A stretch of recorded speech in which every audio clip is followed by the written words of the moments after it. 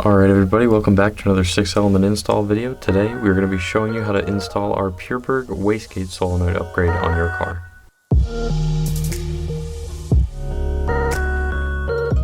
To start out, you're going to want to remove the negative battery connection and then move to the underside of your car and remove all of the pop clips and screws holding in your skid plate.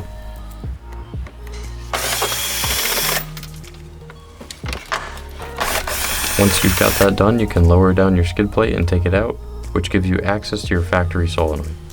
One thing to pay attention to when you're removing the bracket for the solenoid, 17 and up Elantras have 1 bolt to remove the bracket, and first gen Velocitors have 2. So it may be different depending on what car you have. Next, remove your factory vacuum line from your wastegate connection. It might be on there pretty good, but a set of pliers and some patience will get the job done.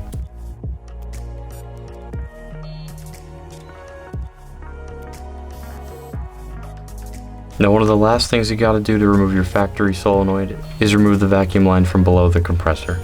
Same deal as before, you're gonna need some pliers and you're gonna need some patience, but that is the last step to removing your factory solenoid. So this is gonna be how your bracket's gonna be set up on the new solenoid. And while keeping that bracket in place using the supplied hardware, you're gonna attach the flat half to the back part of the bracket.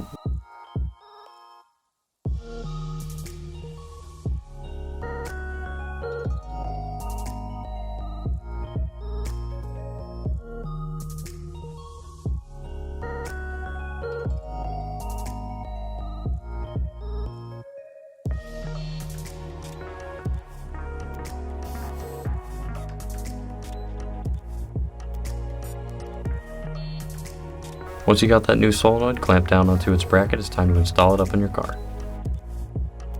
When installing your new solenoid into your car, make sure that when you put the bracket on, you adjust it to make sure that it's out of the way of any moving parts. Then give it a good crank so it doesn't go anywhere. Alright, now that we got the solenoid hooked up to your car, we're going to start with the wastegate connection first. And just be careful with that end of the fitting because it is plastic, and if you bend it the wrong way it might crack, so please avoid that.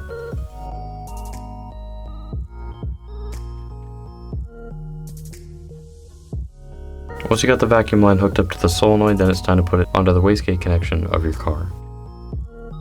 You're going to be securing that with a zip tie on both ends, and then go ahead and give it a strong tug to make sure that it does not come off. And of course, we're not Neanderthals, so when you're putting on the zip tie, clip off the excess so it doesn't get caught on anything or look terrible. Also, when cutting the boost line that's provided with the solenoid, make sure that you cut the right amount so that none of it is touching any of the moving parts around it, and make sure that it doesn't kink.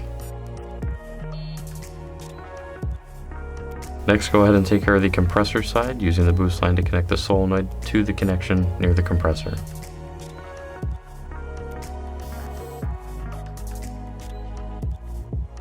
Once you've got all the connections all set, it's time to reattach the skid plate on the underside of your car using all the pop clips and bolts.